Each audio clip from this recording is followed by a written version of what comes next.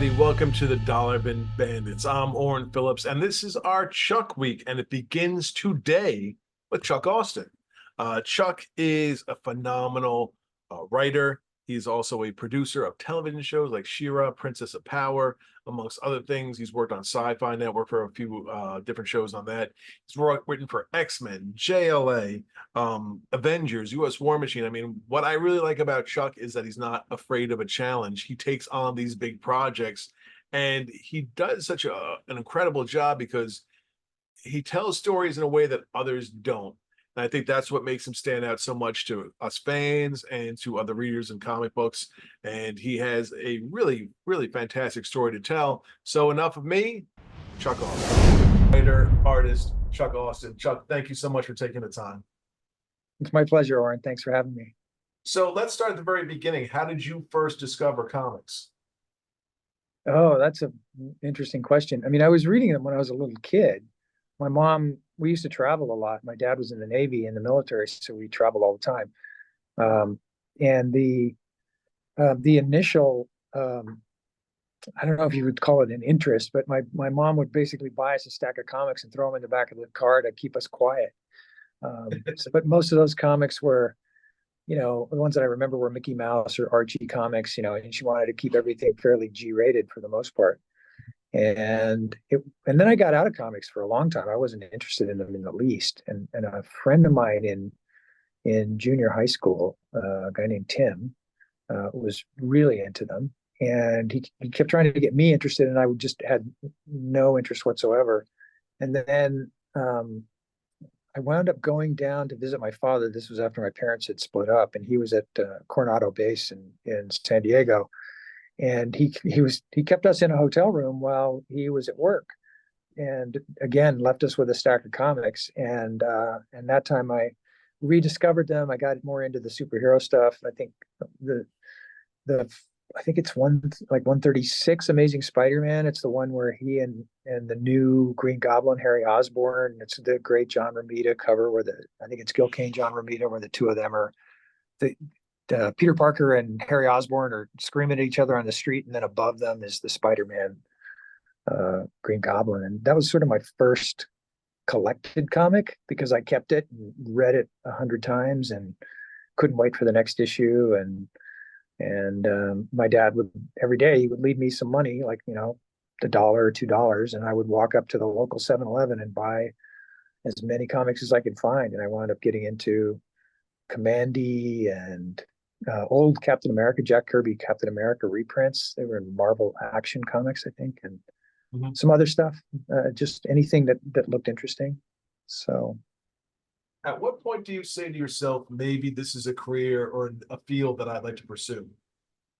oh, it's funny. I don't know when that happened.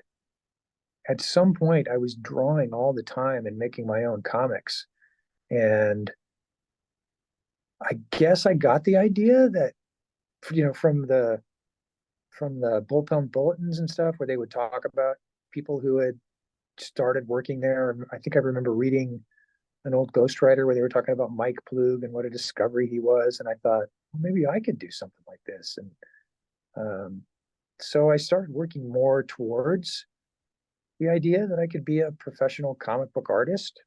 At that point, I was not thinking about being a writer at all.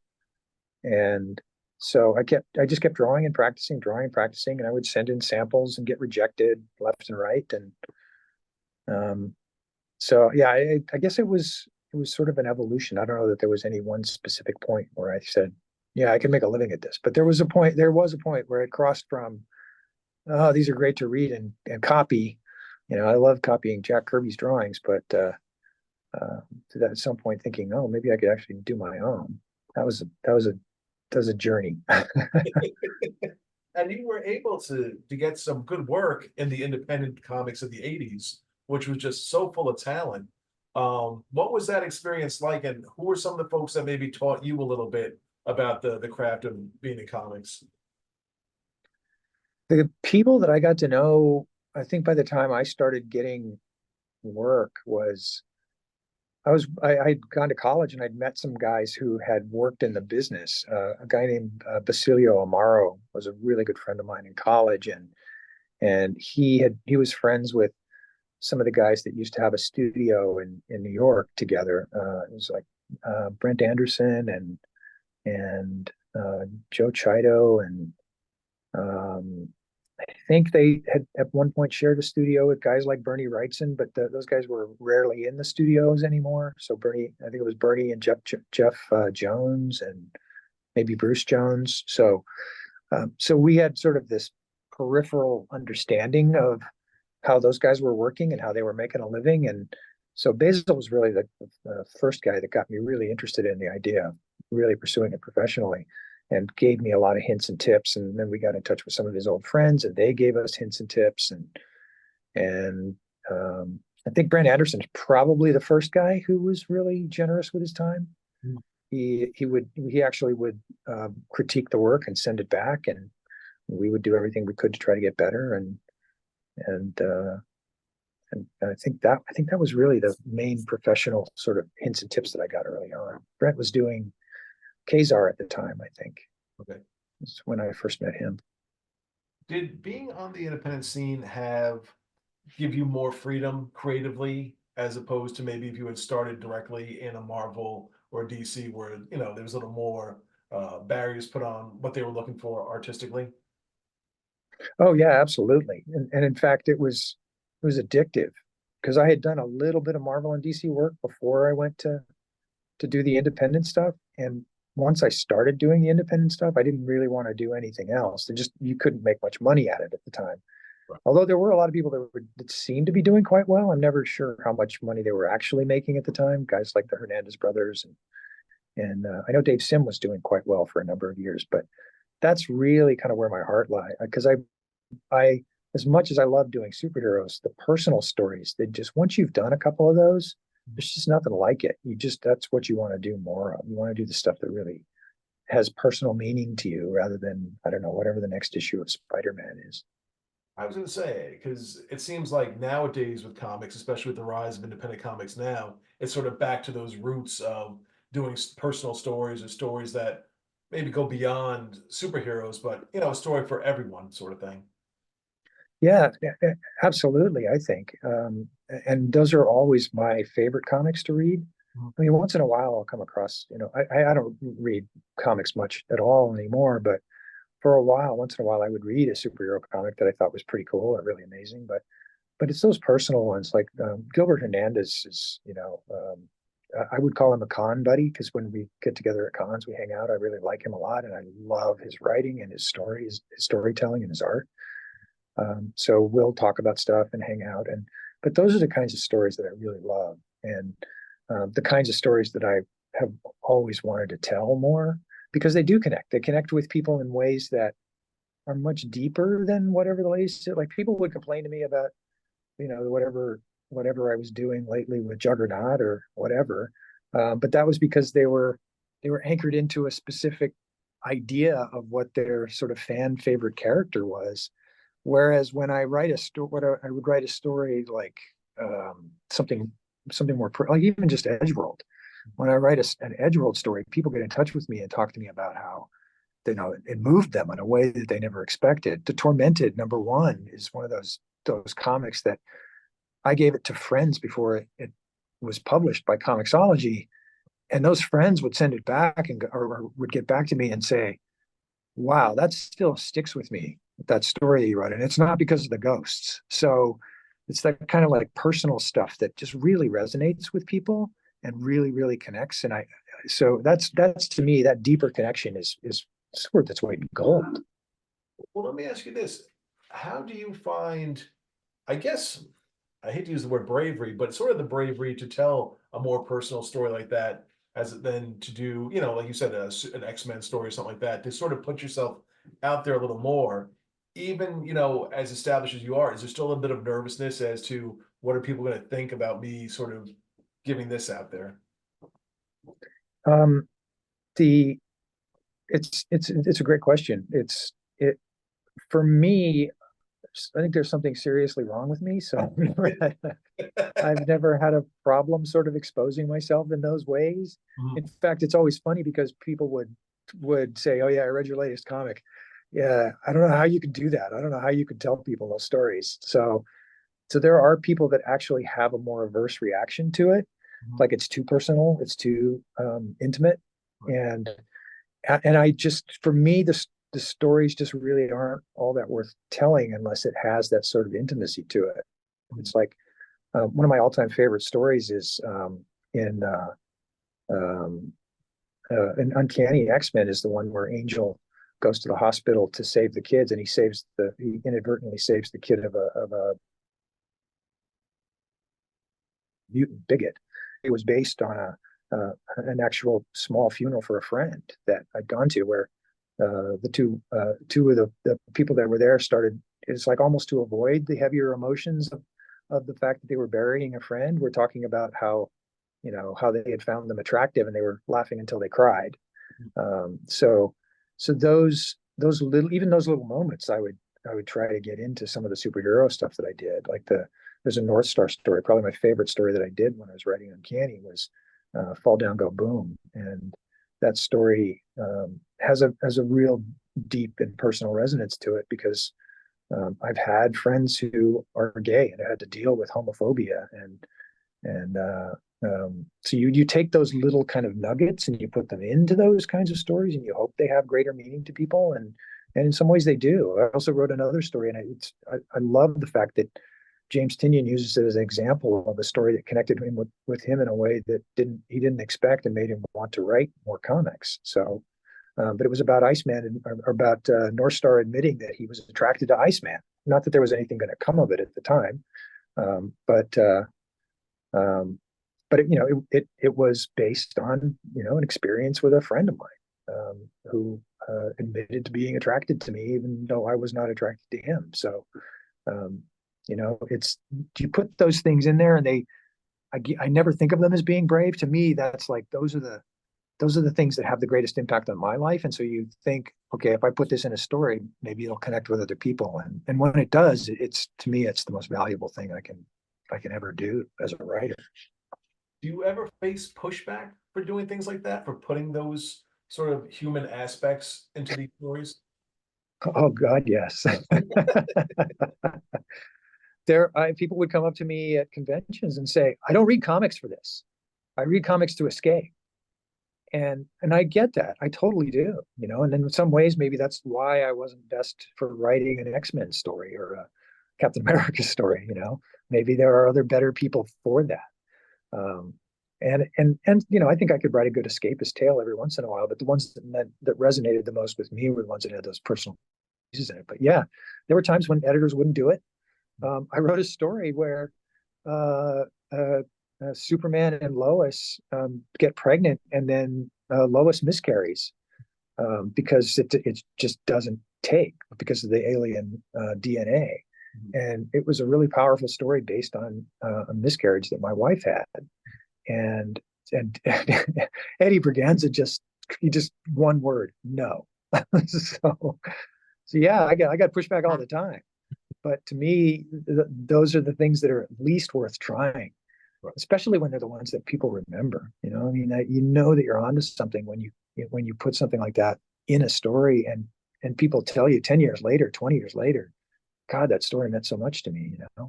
So, I'm curious because on this topic, are there sort of evolutionary points in your career you can look back at as growth for you as either an artist or a writer, certain books or certain projects where you're like, okay, this is when I started to discover this, or this is when I started doing this, and it sort of added to who you are right now? oh yeah, absolutely. My entire career in comics was that, because I had come from a completely different background. I was working in animation and television, and when I first came to LA, I was actually trying to get out of drawing, and I was working for Greg Daniels and with writers like David Zuckerman, who co-created Family Guy, and Altshuler and Krinsky, who went on to create what was that show? Um, Silicon Valley, I think, with Mike Judge, Mhm. um, and those guys, they're teachers, man. They loved to share their knowledge, and so they would explain storytelling and how a joke works and how you do a setup for a gag and what a callback is and why a punchline works and why this one does and why it doesn't, why you've made it too wordy and you've killed your own joke, all of that stuff. So it was a tremendous learning experience for me. So I brought that knowledge into my first year, really, going crazy in comics when I came in with War Machine, and Joe Quesada bought it, and then they put me on Elektra, and then I wound up. They liked the writing in War Machine so much that they offered me Uncanny X-Men, and that was a tremendous learning experience because I was applying the things that I had learned in television into the stuff that I was doing in comics, and there were people who liked it. There were people who didn't like it. I'm not gonna. I think we all know what my reputation was at the time, my history was at the time. But the thing, probably that was the biggest and best learning experience for me because I realized that in a lot of ways, comics has become a medium that is largely escapism for adults. It's not stories, a place where they want to always read the kinds of stories that I was writing. And that's okay. I don't have any fault for that.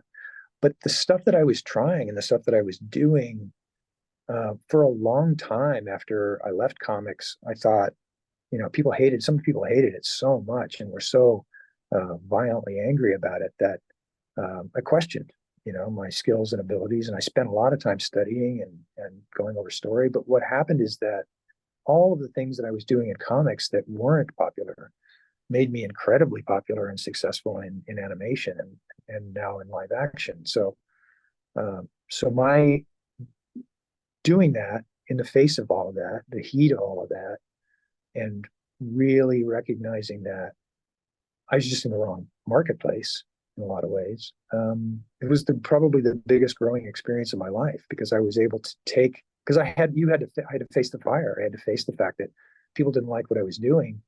Am I any good or am I not any good? And come down on the side that actually I am good. I'm just not writing for the right people. So my career has been solid and comfortable, and I've been fairly secure in my creative talents and abilities since a few years after that, and that only happened because of what I went through in comics. If I had continued to do this, I'd probably have my ups and downs where I feel good about myself, bad about myself, but because I had to overcome so much negativity. I just sort of dealt with it all in one 5-6 year period and got it all out of my system. So I don't know if that answers your question, but No, most definitely. And it's fascinating because other people might have just quit. Other people might have just said, listen, I'm tired of yeah. all that. What made you say, you know what, there's going to be a point to this. There's going to be, a light at the end of this tunnel. I'm just going to keep pushing.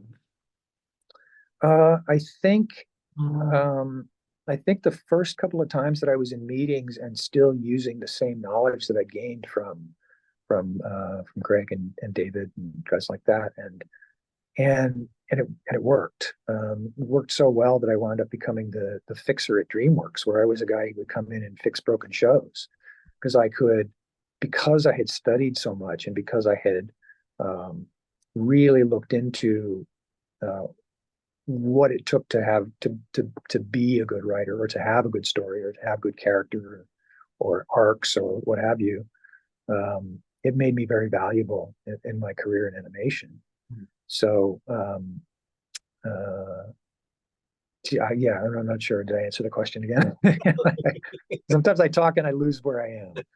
I'm getting older. It happened. When you're doing King of the Hill and you're working in television, stuff like that, in Yeah. your mind, are you saying, I want to get back to comics one day?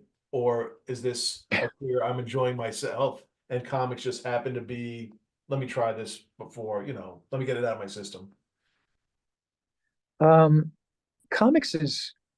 I asked Rebecca Sugar once. She created Steven Universe when we were working together. I said, why? Because she loved comics and she always liked talking about it and how she enjoyed doing them. And one time we were in the elevator and I said, what is it about comics that you love so much? And she said, it's the freedom. Just boom, freedom.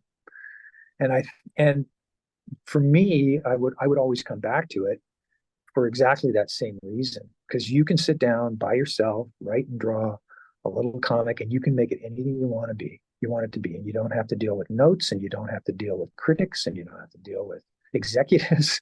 So when I'm making a show, and I can be really proud of the shows. I mean, I'm very proud of some of the episodes of King of the Hill that I did or worked on, and the shows that I produce, like She-Ra and that I helped with, Kipo and the Age of the Wonder Beast and shows like that. So I'm very proud of that stuff, but their work. Yeah. It's still a tough job. Doing comics is just unadulterated fun, man. I mean, Pat got in touch with me to do Edgeworld, and you know, you always used to talk about how much you love making your own stuff. Let's make something together. And I went, okay, well, let's make something together. And so he said, what do you got? I said, well, I got this thing nobody's ever going to buy. And I pitched it to him. He loved it. He started doing character sketches and designs, and nobody was going to pay us. There was no money in it. And I just could not stop working on it. I wrote something like 17 scripts, and he did hundreds of drawings and character designs and world building. And that was for free. And then, fortunately for me, Chip Mosier bought it over at Comixology, and the rest is history. But even now, I mean, it doesn't make anything what I pay and get paid in television. But if there was a way that could pay the bills doing it, I'd be doing nothing but that, because it's so much fun. And Chip was great because he gave no notes, so it was really like Pat and I were just making a comic and putting it out there. And I mean, really, what's better? For the record, Patrick Olive is one of the most unheralded and underappreciated artists in comics. I mean, it's Absolutely phenomenal. He is amazing, and you can't believe the work that he puts into these pages. Like he'll send me something, and go, nah, it's not good enough, and he'll do another one. And this guy's a professional who's used to turning work in. I got to get it done, I got to get it finished, and I got to do the best I can. And he won't sleep, he'll work hard, he'll get it all. And now in Edgeworld, he'll be doing character sketches in the margins and lose track of time. But yeah, he's unheralded by everybody but me. I will herald that guy day in and day out. He's just the absolute best. I love Pat. I want to jump, because you mentioned when you pitched War Machine, the Joe Quesada. Looking back at that pitch and looking back at what you did then for where you are now, what changes would you have made today if you're pitching it again?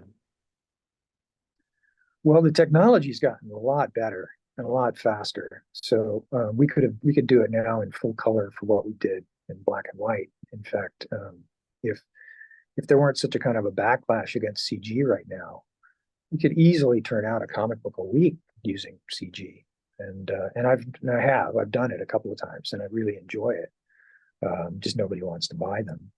And so that would be the main thing. I would probably look at doing it technologically in a different way, because the rendering systems are faster, the computers are faster. And I mean, now if I haven't tried it yet, but if you worked with Unreal Engine, I bet you could probably do a comic in a day. I mean, it's nuts. But then as far as the story goes, there are places where I might tighten it up a little bit more. But on the whole, I was pretty proud of the way the story went. The technology and getting the art done was the hardest thing. Doing a weekly, largely by myself, and then with a couple of different studios. I worked with Creative Capers, getting a lot of that done in a Korean studio for a while. But nobody had ever done it before, so we were sort of building the infrastructure at the same time that we were creating the comic, and I was never completely satisfied with the artwork. So that was really the big downfall for me. I would love to do it again as a full color, like crazy ass book. That would be a blast. One thing that I so admire about you, one of the many things, but is you're not afraid to jump in on big characters. You're not afraid to jump in on big books.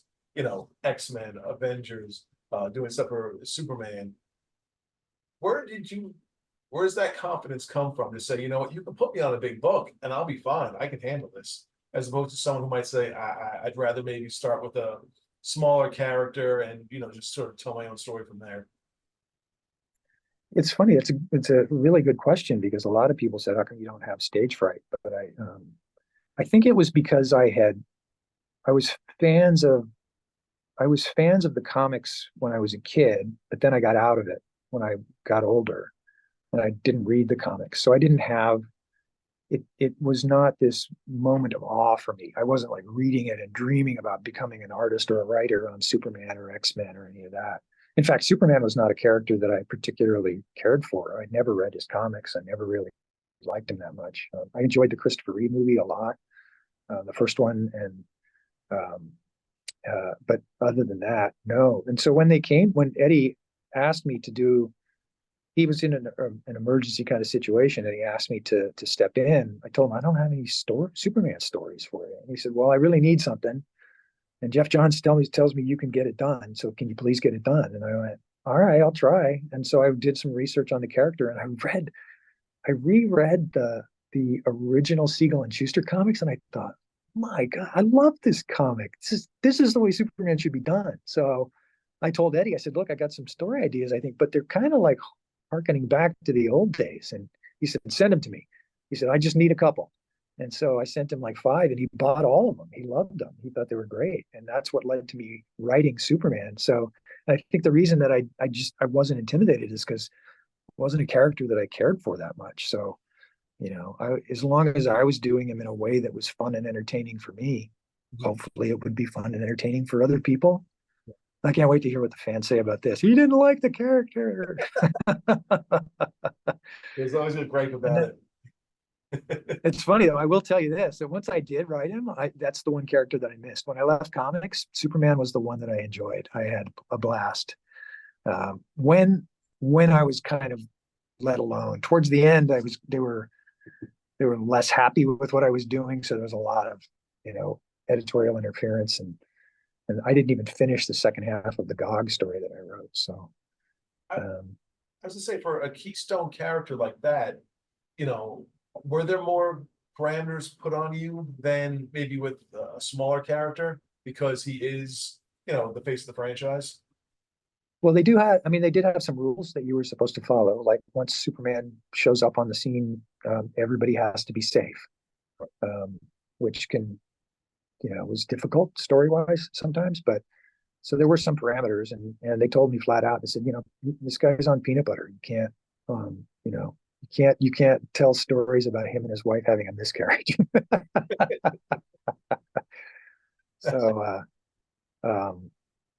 So, but then they let me get away with some amazing stuff. Like I wrote the story where Lana Lang basically tells Superman, I fell in love with the man who became Superman. Lois fell in love with Superman. And there were a lot of fans they sent me fan mail from that one, of longtime Superman readers who said, I never thought of it that way. And if I can do that, because I'm kind of coming in from the outside, if I'm seeing it in a new way that's fresh for people, great. I love that. That's fun.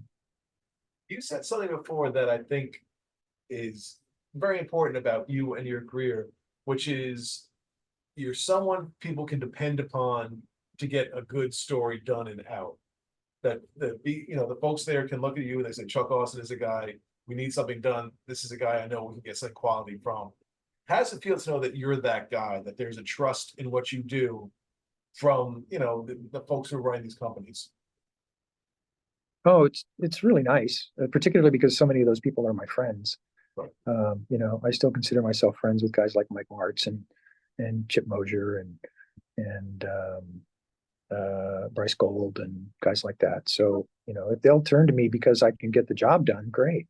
I'm glad to be able to help them out. Not only, they may not tell people this publicly, but they like my writing. So not only do I give them something on time that they can, use in a timely fashion, but they also really like it. Eddie was shocked. He thought I'd give him an idea out of 5 that he could use. He was shocked that he could buy all 5. And he said, look, these are stories that I've never thought of before. I've never heard anybody pitch before. And I did, the stories that I did to this day, people comment on them. Even Tom Durenick, when he and I did one Superman story together, he said, that's one comic that I can show my family and friends and they can read it and go, oh, this is cool. This is Superman. So, because it's all self-contained and it's a one-shot and it's a very human story that he and I worked on, and he did a beautiful job with the artwork. So yeah, I'm very proud of that. I'm very proud of that. And it's not like I'm sacrificing quality. It's just that I love doing this. It's passion for me. So if somebody calls me up and says, "Hey, can you get it done?" It's like, "Oh, all right, I'll see what I can do by this weekend." And that night I can't sleep and I stay up all night writing it. And the next morning, if I still like it, and when I wake up, then I figure, okay, I did all right. And I send it in. So it's not it's not a trial for me to get this stuff done. I just enjoy it. I want to talk a bit for Eternal because whenever anyone touches a Jack Kirby creation, Yeah. it's sort of a minefield. You have to sort of watch where you're stepping and what you're doing because the littlest thing could set things off. Yeah. What was your mindset on that book, and what did you want to get out of it? Um, that was one that they were looking at rebooting, and so they said, "Hey, we've got this. This is available if you're interested in pitching an idea." So I actually pitched them an idea for Icarus and is it Circe and the other characters, and but looking at it all, like reinventing it a little bit, but sort of taking Jack's original idea of it all being based in ancient aliens type stuff. At the time, it was Chariots of the Gods, is what that stuff was sort of based on. And um, they I sent the pitch and they really liked it, but Bill Jemas was running things at the time, and he had this sort of thing where we'll go back and tell the story at the beginning. And I said, "Well, what do you mean at the beginning?" And he said, "Well, go back and tell the story about when the aliens first got here." I said, you won't really, you think people are going to be interested in that?" And he said, "I think so." So I sat down and I came up with a concept for how it all started and how the aliens came down. And the concept was essentially supposed to be like, how does uh, uh, a male dominated society begin on a planet? And that was kind of the ground up from where I was working from. I read a ton of books on ancient aliens and ancient technology, and like some of the mentions about the pyramids and stuff are things that I had actually read about, and they're a lot more prevalent and talked about these days. But the idea that they're power centers. I was dipping deep into that kind of conspiracy theory, ancient aliens type stuff, and I just had a great time with it. And then Joe's one ask was, make have slave girls in it. So There you go. I said, all right, I'll put some slave girls in it. I mean, it definitely went with the sort of the masculine hierarchy society that was being formed. So and I just kind of did the same thing that I always do. I had a series of personal stories and kind of put stuff in there about how people relate to each other, and I sent it off to the artist, and that's how it sort of came about. It wasn't. I had been a fan of the Eternals when I was a kid. I'd read them when they first came out. I don't know, it was probably 12, 13 or something. I'd have to go back and check the age, but then I hadn't really looked at them until Marvel said that. So, and I don't know that people were really interested at that stage. I don't know that they'd ever done a big reboot with them. So again, I wasn't worried about the minefield, particularly because I was supposed to take the idea and modernize it for a modern world. It wasn't like I was going to go back and add to the continuity that existed already. So, X-Men, which has such a vast history, and its origin stories have been told and retold, and people come in and people come out, and it's a very thick, history to these books. When you get into it, did you do a lot of research, or did you just come in and fresh and say, like, this is my vision, this is what I'd like to do? well, that's the funny thing, is because people used to complain that I wasn't following continuity, but it really was. I bought, and Marvel doesn't provide you with that continuity. You have to go pay for it. So I scoured the comic shops. They told me which characters I could have because I was third guy on the totem pole. So it was whoever Grant had and whoever, I don't know, Greg Rucka or whoever had, and then I got what's left over. And I wanted um, I wanted Colossus, but there was a reason that I couldn't have him. Somebody else had him or something. I don't remember what it was, but so I asked if I could have Juggernaut. He and Xavier hate each other. How interesting is that? And he's also not a mutant. Um, and then I found J2, and I thought, well, he actually kind of leads into becoming a father. And I think this is part of Marvel continuity. I believe this is where he's supposed to be going. How about if I do that bridge story where we tell the story where Juggernaut turns into a father figure? And so a lot of it was a lot of what we were doing. And then there was, North Star, bringing North Star on the team. He's the guy who, and so Xavier asked him to come on the team, and it's the first time he cannot achieve his goal. He cannot win.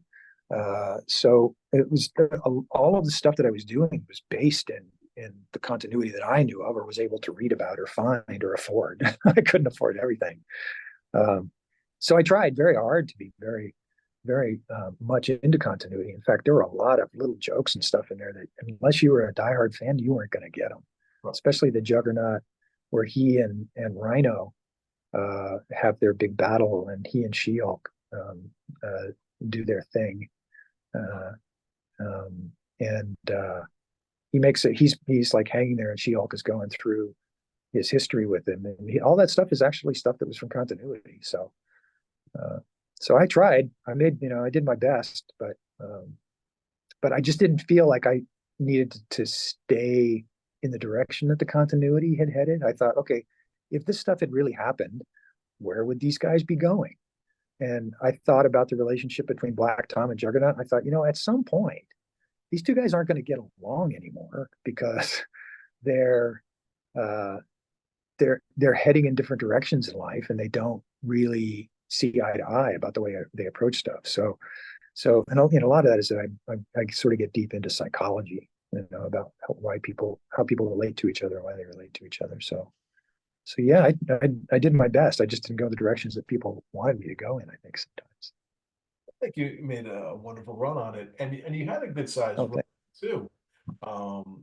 Which is, I think, one of the next question I was going to ask is, as a writer, do you like the comfort of knowing you're going to get a 2-year run on a book, or would you rather do 5 or 6 issues, get a story together, and then maybe move on to another book? Like, seems to be the habit now in comics.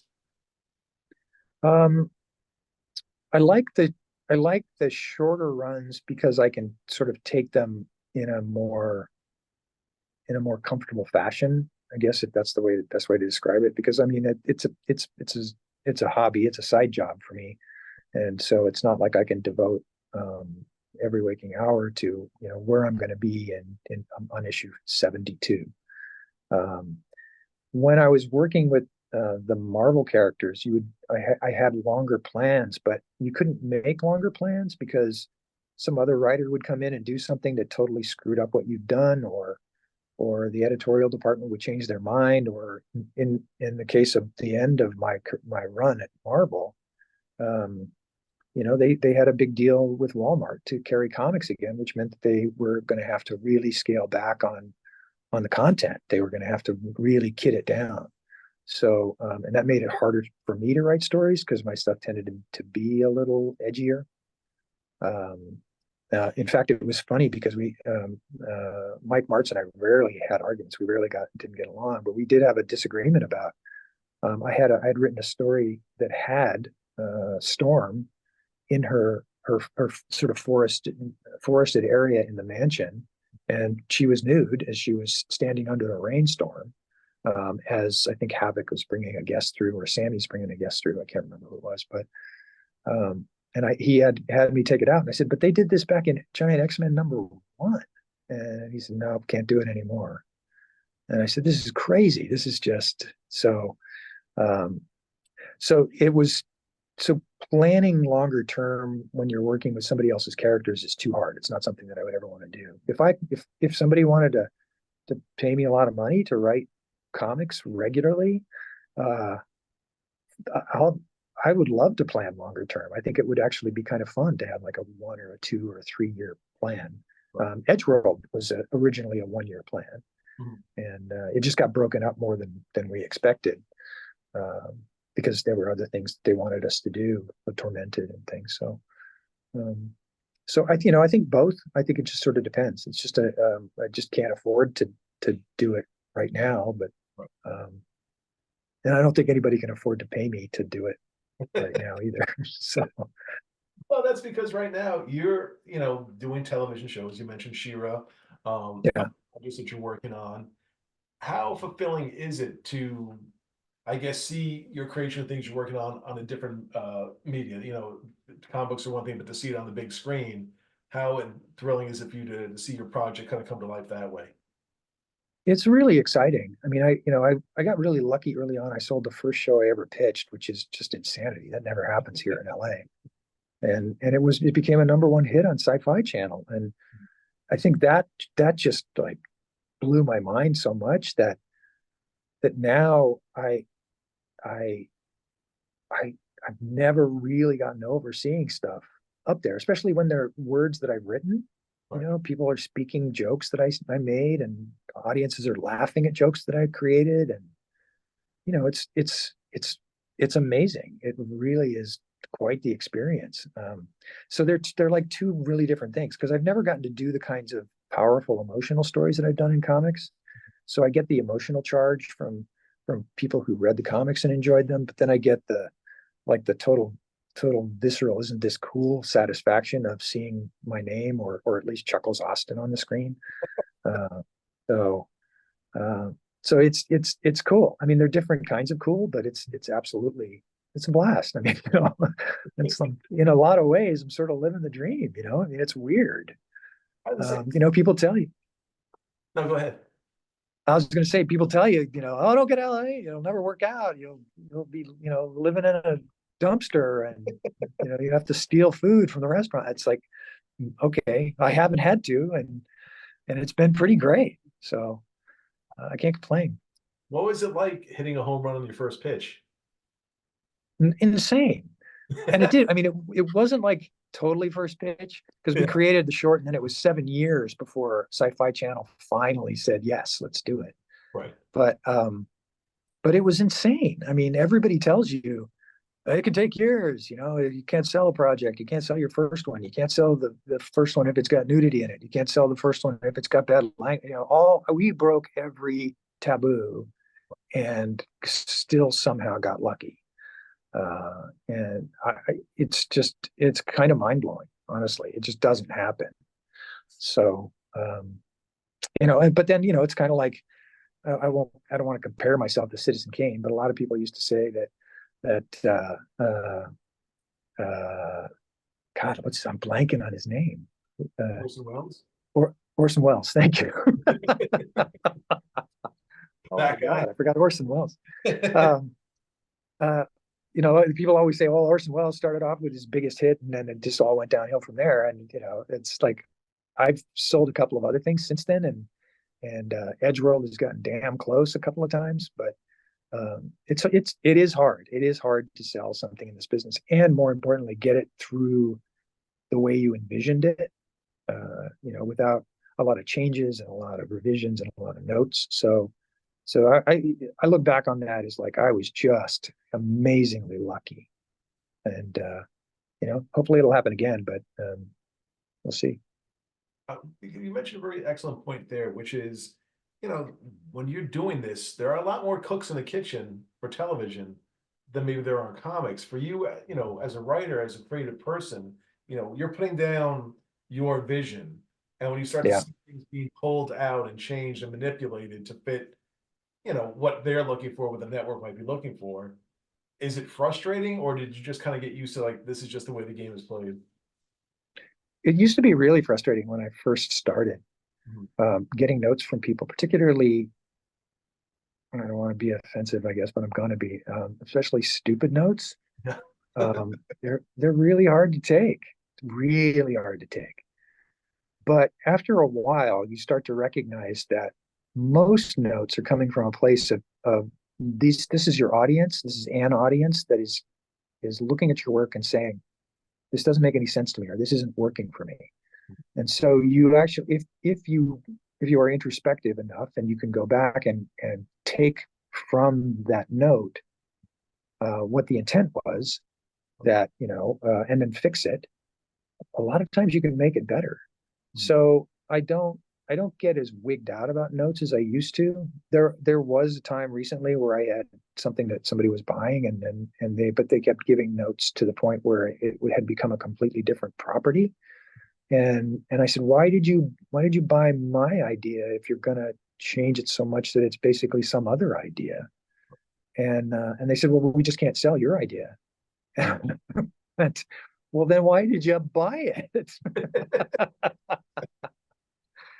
And partly some of that stuff happens because tastes and trends change so much in just a really short period of time. Like I've on a Friday been in a meeting with somebody who said this is going to tank, to a Monday after it's released on a Saturday and it's done incredibly well, and they're talking about on Monday how they always knew it was going to be a hit. So that stuff happens so fast in this town that they could buy a project that I had, and that's what they really wanted on that day, but a week later they want, a, a children's sing-along show with a giant purple dinosaur, and I'm like, that's not what I got. so that stuff can drive you pretty crazy. I mean, really, it can make you absolutely insane. But that's again why I gravitate back towards comics, because great, you want to buy Edgeworld and make it a story about sea slugs, go for it. You pay me the money and I'll just keep making my comic book. But there are some times where it's just a hard, strange business, man. I gotta tell you, it's all because of the money. I was gonna say, yeah, that changes a lot of things. Yeah. Been a life where you just did comics or just did TV shows, or did one need the other to be where you are today? Oh, absolutely. I needed both. Comics really did teach me to believe in myself as a writer and a creator and a producer. And that led to a really long and I mean, when you think about it, it's been, my son just turned 20, so it's over 20 years ago that I wrote most of this stuff for Marvel and DC. So that's 20 years of a pretty strong, pretty solid career, and that came from what I went through in comics, and then the comics. I got success in comics for 3 years because of the work that I had done in animation before that. So they fed off of each other completely, and I'm grateful for both. And I think the main reason that I prefer to do comics now, as long if it were to somehow pay the bills, is just because it's just so much more fun and relaxed now. Like even then, when I was working with Mike Martz and Mike Rach on X-Men, man, we had a great time. They would give me ideas and I would bounce stuff off of them, and we would have these great conversations about, well, what happens to Paige's husks? Where do those things go when she sheds one off? And I said, can I write a story about a guy who collects the husks? And you get these weird, bizarre, fun ideas, and then you just kind of run with them if they let you. And that just, in television, that just doesn't happen. It's got to be approved. It's got to go through a budget. And then your vision gets changed and sometimes improved, sometimes watered down when you're working with other creators, designers, character designers, other script writers. It becomes a different thing entirely. Whereas like Edgeworld, it's me and Pat and Jody and Lee, every issue. Fermented, it's me and Pat and Jody and Lee. I know what I'm going to get, and I know how they're going to do it, and I love working with them, and they're additive to the process, and we have a blast. So that's the main reason that I don't like doing the comics. The TV, when it works, there's nothing like it. There's nothing like it. But when it doesn't work, it's a job. It's a job. When people are reading a character, whether it be comics or for television, what's point A? Is it a name? Is it a personality characteristic? Is it an ability? Is it a look? Where do you start when you're building a character?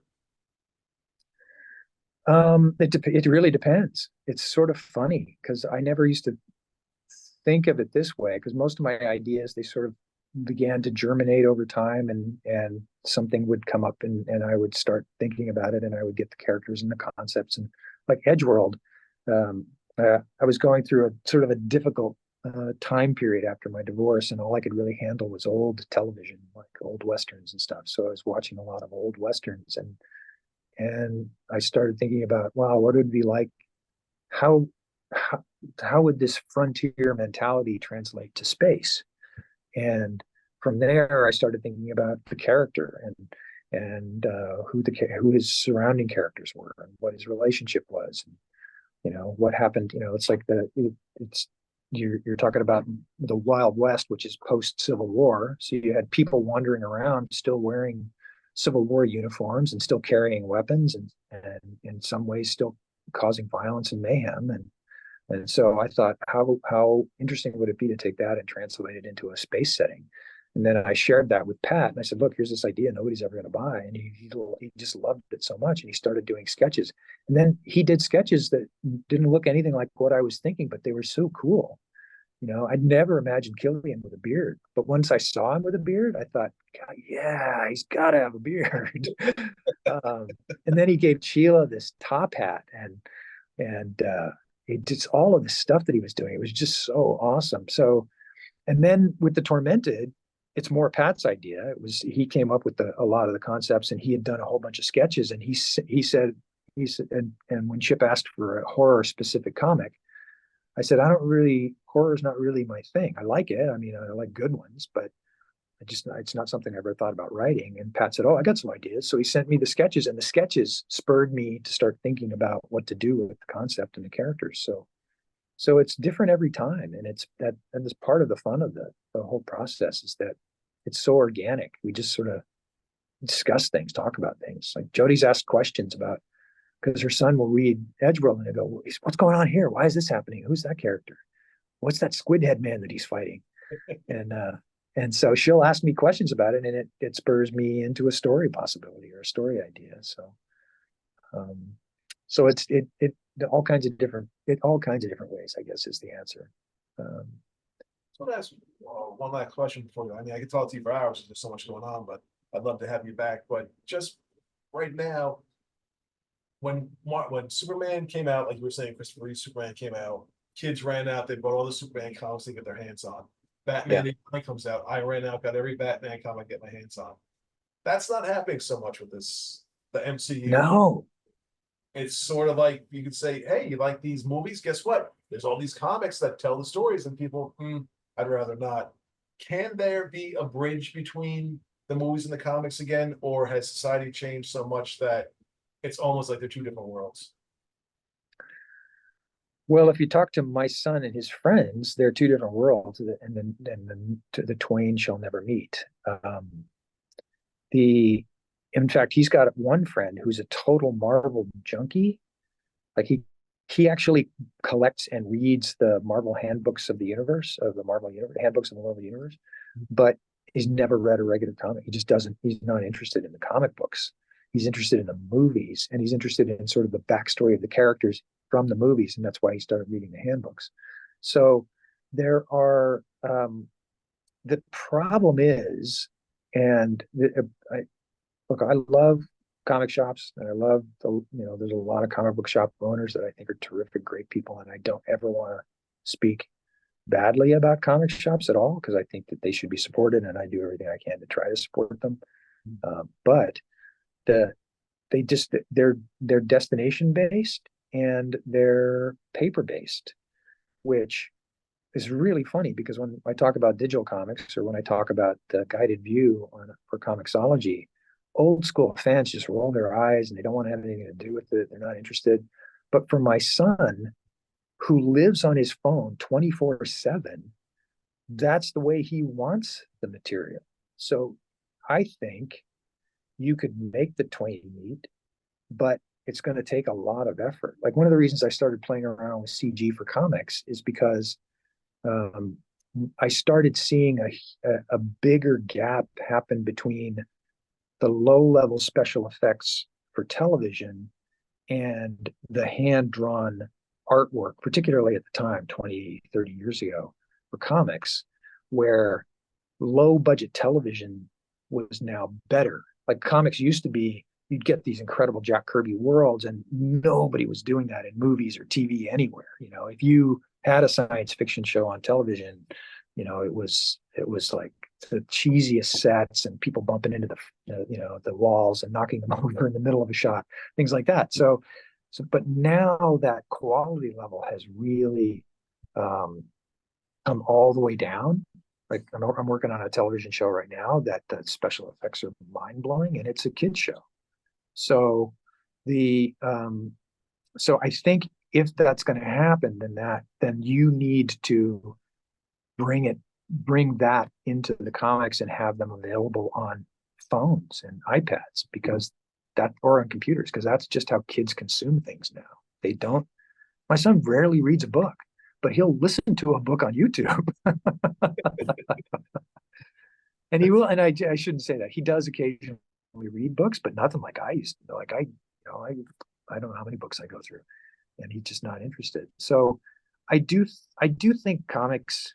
I mean, look at if you go to Webtoons, they've got millions of downloads on some of those comics that they've got there. And that's because they are being delivered to kids in a way that they consume them. And I think if people started doing that and writing stories that appeal to them, and it's again, nothing against superheroes. God loves me some superheroes, but most kids aren't into them. They're like, my son wasn't really interested in reading anything I did until I did Edgeworld and Tormented. He's never looked at one of my X-Men comics. Ever. He's never looked at any of the Superman comics that I've done. I've got them in boxes saved for him in case he ever does want them one day, but I doubt he ever will, even if I put it on a phone, So I don't know. I hope that answers your question, but I think that's a really good point to try to use technology to bring them both together. Yeah, you got to go where the kids live, right? And as much as I wish they would live in a comic shop and support the people that run comic shops, they just won't. They won't go to bookstores. They won't go to comic shops. And the pandemic didn't make it any easier because they dove into their phones big time. You've got kids. Do you see that? Oh yeah, definitely. I think also the mentality of being a collector isn't there anymore. No. It was this idea of we have something, it means something to us. Let's keep it safe. Let's collect it. I think today it's not even with toys or any kind of Pokemon. Like my daughter will like Pokemon for a while, but then not be so into it. And I'm like, why don't you put them in a book, put them in a binder, and it's just not there. I think people don't want to have their houses filled with boxes full of books sitting in a corner anymore. I think it's sort of become a lost art of collecting and appreciating what you have and keeping it safe. Yeah, I totally agree. And I'm going through it. I had to go through a move recently to a smaller place, and thank you, writer's strike. And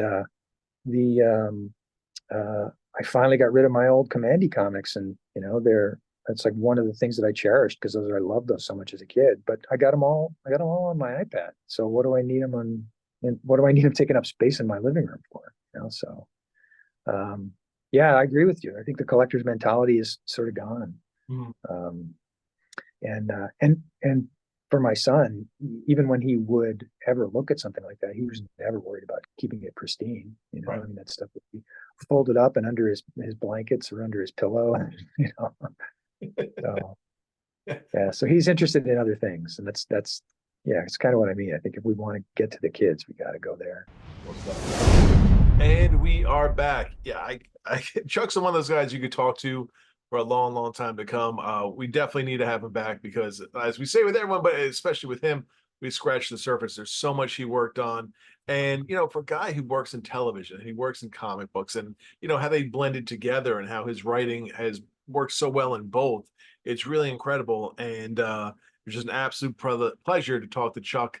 So, Chuck, thank you so much. We'll have you back on soon. Thank you guys for listening. Rate, review, subscribe. We are up to 900 subs on Facebook, right? On YouTube. Let's keep that party train going. Let's see if we can get to 1,000. And we're close to 60,000 downloads for the podcast. So you guys are doing an amazing job. Thank you for supporting us. And we will see you Friday for the continuation of Chuck Week. Who's it going to be? We'll have to find out and see. Take it easy.